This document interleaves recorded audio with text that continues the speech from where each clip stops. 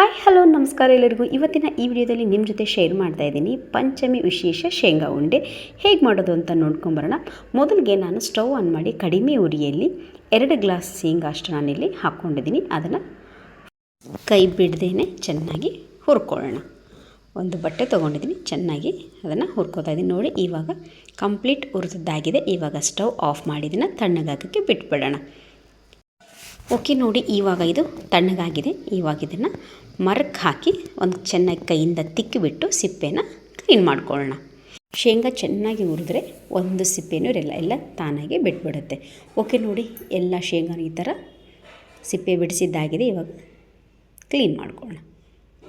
Okay, ನೋಡಿ ಇವಾಗ clean ಮಾಡಿದ್ದಾಗಿದೆ. ಏನಾದರೂ ಒಂದೊಂದು ಕಾಳಿದ್ರೆ ಅದನ್ನು ಬೇಳೆ ಮಾಡ್ಕೊಂಬಿಡಿ. ಓಕೆ, ನೋಡಿ ಇವಾಗ ಉಂಡೆ ಕಟ್ಟೋಣ. ಮೊದಲಿಗೆ ನಾನು 2 ಸ್ಪೂನಷ್ಟು ಬಿಳಿ ಎಳ್ಳನ್ನ ಕಡಿಮೆ ಉರಿಯಲ್ಲಿ ಹುರ್ಕೊಂಬಿಡೋಣ. ಓಕೆ, ನೋಡಿ ಇವಾಗ ಇದು ಹುರಿದಾಗಿದೆ. ಇದನ್ನು ತಗೊಂಬಿಡೋಣ. ಅದೇ ಪಾತ್ರೆಗೆ ನಾನಿಲ್ಲಿ ಯಾವ ಕಪ್ಪಿಂದ ಶೇಂಗಾ ತೊಗೊಂಡಿದ್ನೋ ಅದೇ ಕಪ್ಪಿಂದ 1 ಕಪ್ಪಿಗೆ 3/4 ಭಾಗದಷ್ಟು ನಾನು ಬೆಲ್ಲ ಹಾಕಿದ್ದೀನಿ. ಅದಕ್ಕೆ ಸ್ವಲ್ಪ ನೀರು ಹಾಕಿಬಿಟ್ಟು ಬೆಲ್ಲನ ಚೆನ್ನಾಗಿ ಕರಗಿಸ್ಕೊಂಬಿಡೋಣ.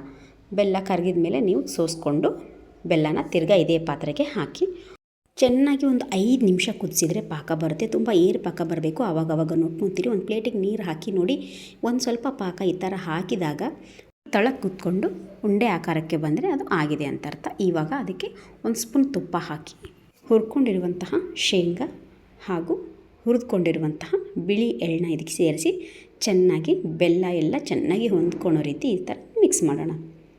ಸ್ವಲ್ಪ ಬೇಗ ಮಿಕ್ಸ್ ಮಾಡ್ಕೋಬೇಕು. ಯಾಕೆಂದರೆ ತುಂಬ ಏರು ಪಾಕ ಆಗಿರೋದ್ರಿಂದ ಇದು ಸ್ವಲ್ಪ ಬೇಗ ಗಟ್ಟಿ ಆಗುತ್ತೆ. ಹಾಗಾಗಿ ಬಿಸಿ ಇರಬೇಕಾದ್ರೆ ಕಟ್ಟಬೇಕಲ್ಲ, ಹಾಗಾಗಿ ಬೇಗ ಚೆನ್ನಾಗಿ ಮಿಕ್ಸ್ ಮಾಡ್ಕೊಳ್ಳೋಣ.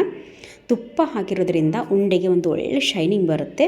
ಕೈಗೆ ಸ್ವಲ್ಪ ನೀರು ಹಚ್ಕೋಬೇಕು. ನೀರು ಹಚ್ತಾ ಉಂಡೆನ ಕಟ್ಟಬೇಕಾಗುತ್ತೆ. ನನ್ನ ಮನೇಲಿ ಚಿಕ್ಕ ಮಕ್ಕಳು ಇರೋದ್ರಿಂದ ಸ್ವಲ್ಪ ಚಿಕ್ಕದಾಗಿ ಕಟ್ಟಿದ್ದೀನಿ. ಅಂದರೆ ಅರ್ಧ ತಿಂದು ಅರ್ಧ ಇಟ್ಟು ವೇಸ್ಟ್ ಆಗಬಾರ್ದು ಅಂತ.